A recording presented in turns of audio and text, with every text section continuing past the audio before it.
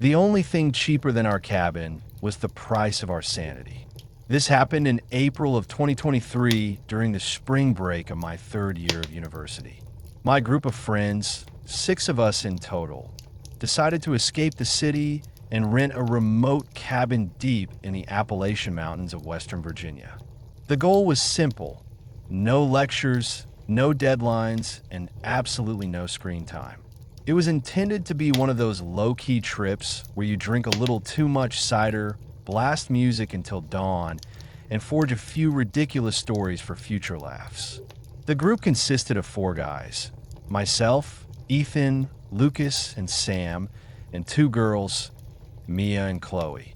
We had all been inseparable since our orientation week. The cabin we found online was unbelievably cheap for its features. 3 stories, a spacious deck with hot tub, and advertised as sitting on acreage near a rushing river. It was utterly isolated. We were miles from the nearest proper town, completely enveloped by dense, dark forest. The gentleman who owned the property, whom we spoke to only briefly, had a notably harsh, gravelly voice and seemed quite abrupt. His only direct instruction was unnerving: don't go messing around past the old stone fence line. There's nothing back there but crumbling foundations and old mines. The terrain is tricky and the wild dogs are mean. We initially laughed it off, assuming he was just trying to sound like a quirky mountain hermit. The journey to the cabin was grueling. Our GPS completely failed about 40 minutes out. The final stretch of road was merely a muddy, single-lane track, barely navigable. The trees grew thicker, closing in on the vehicle the closer we got. When we finally caught sight of the structure, an immediate, uneasy silence fell over us. It was far more dilapidated than the picture suggested. It was massive, yes, but aged and grimy. Several windows were opaque with dirt, and the exterior wood was peeling. A faint, unsettling odor lingered outside, something metallic mixed with wet earth and decay. We tried to maintain a light mood, joking that it was rustic charm, and quickly began unloading our gear and claiming bedrooms. We started drinking by 6 p.m. The first night was loud and fun. We lit the fire pit, played loud rock music from a large portable speaker, and spent hours playing poker. By 10:30 p.m., the mountain chill set in and we moved inside. That's when the atmosphere shifted. I noticed how unnaturally oppressive the forest surrounding us felt. I don't mean merely dark. I mean an absolute, suffocating blackness. The exterior lights barely illuminated the immediate perimeter, and the tall pines were so tightly packed they seemed to exert physical pressure on the cabin walls. There was no sound, no crickets, no wind, just a profound, heavy silence. We finally went to sleep around 1 a.m. I had chosen a small room on the 2nd floor, overlooking the front entrance, with a single narrow window. Around 3:45 a.m., I woke up abruptly.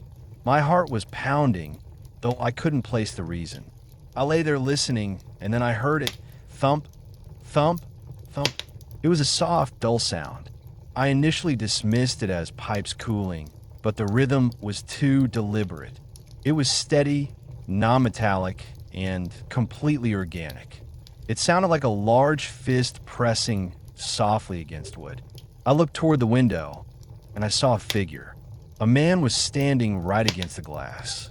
His face was nearly touching it, skin impossibly white, framed by matted, dark hair. He was wearing no shirt, just staring directly inside. His mouth was slack, hanging slightly open, and his eyes were wide, utterly unblinking. He didn't move an inch. He just stood there and thumped softly, slowly, as if playing a morbid game. My body completely froze. Then the thumping sped up slightly. I managed to call out for Ethan, who was sleeping in the adjacent room. I shouted his name again, louder. He woke up, confused and irritated, and asked what was wrong. I could only point. Ethan looked over, saw the man, and immediately shot up, hitting the bedside lamp.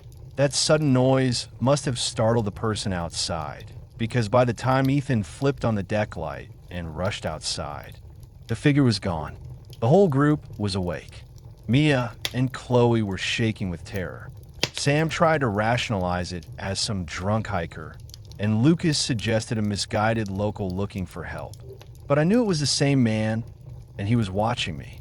We barricaded the main doors, shoved a heavy sofa against the massive living room window, and took turns standing guard for the remaining hours. Nothing else happened that night. The next morning, we ventured out.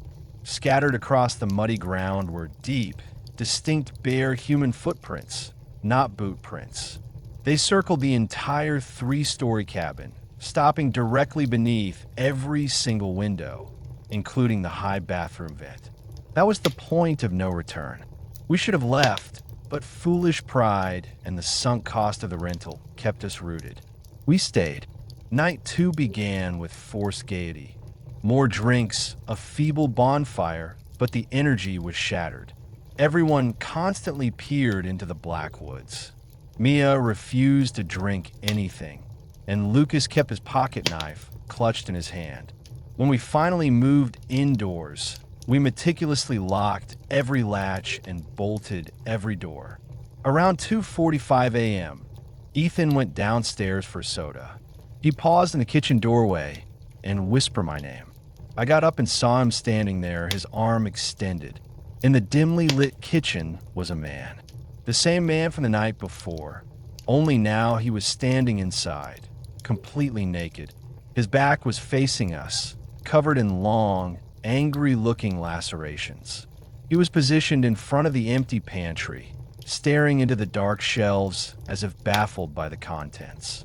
He performed a slow, unsettling, rhythmic sway, rocking back and forth on his feet. Ethan didn't speak. He just slowly retreated. We all silently converged at the top of the stairs. I had a heavy flashlight. Chloe grabbed the fireplace poker. Sam seized a heavy piece of firewood. We flicked the main kitchen light on. The man was gone. The rear sliding glass door was wide open. It hadn't been smashed or forced. The latch was simply undone, and the door was pulled back. We left 20 minutes later.